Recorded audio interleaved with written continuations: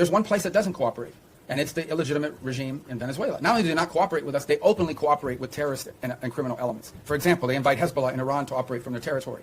But they also allow the ELN and the FARC dissidents not just to operate from inside of Venezuelan territory, to control Venezuelan territory, unencumbered, unimpeded.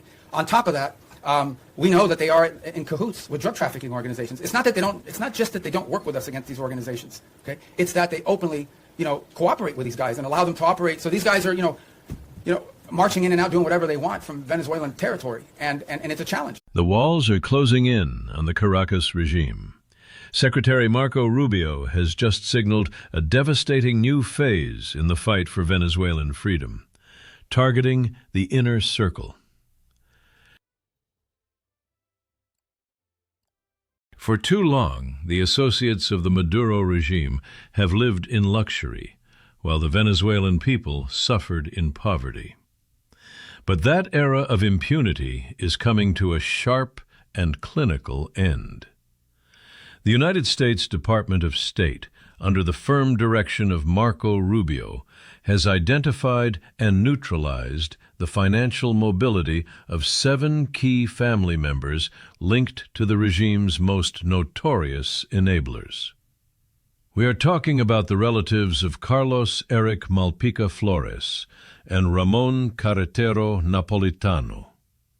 These individuals are not mere bystanders. They are the financial arteries that keep a corrupt system pumping.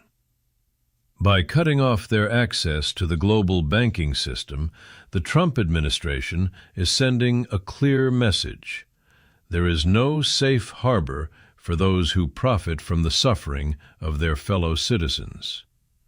This is a strategic strike against the very foundation of the regime's support network. The goal is simple: to make the cost of loyalty to a failed ideology far higher than these elites can afford to pay. It is a lesson in accountability, delivered with the full weight of American economic power. To understand the gravity of these actions, one must look at the history of Carlos Erik Malpica Flores. As the nephew of Maduro's wife, he has long been viewed as a central figure in the systemic failure of the Venezuelan economy.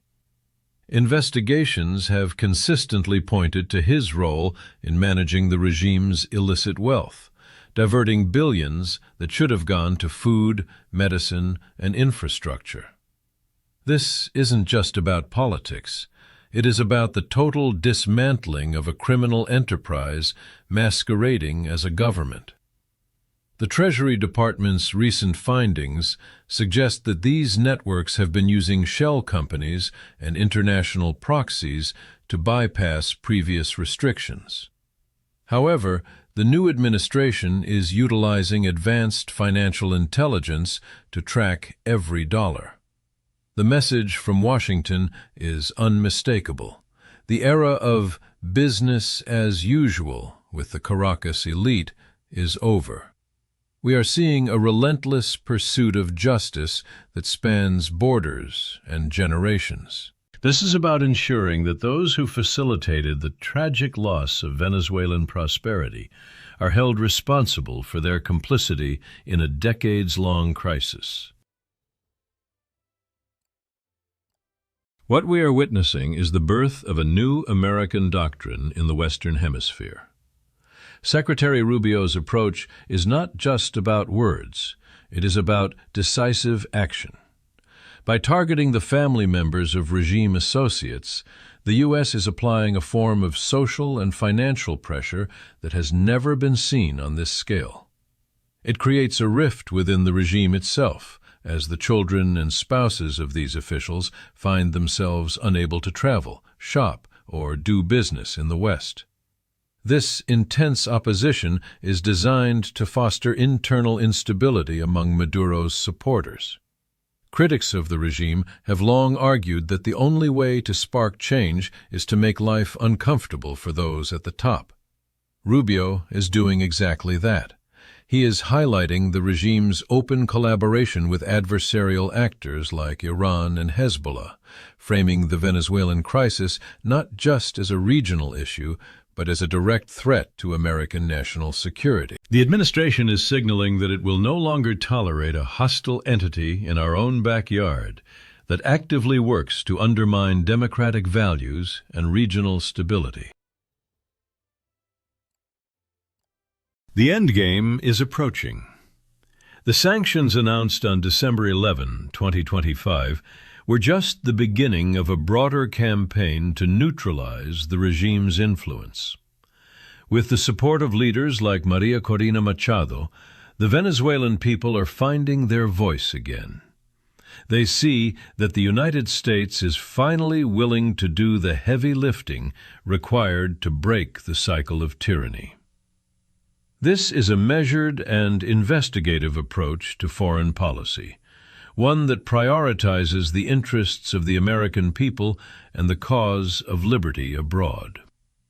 Every bank account frozen, every visa revoked, and every asset seized is a victory for the rule of law. The Maduro regime may try to bluster. They may try to pivot to other rogue states, but the financial net is tightening. The world is watching as the irreversible procedures of justice take hold. There is no turning back now. The Trump administration has set a course for a free Venezuela, and they have the resolve to see it through to the very end. The message to the Caracas regime is simple. Your time is running out, and the world is no longer looking away.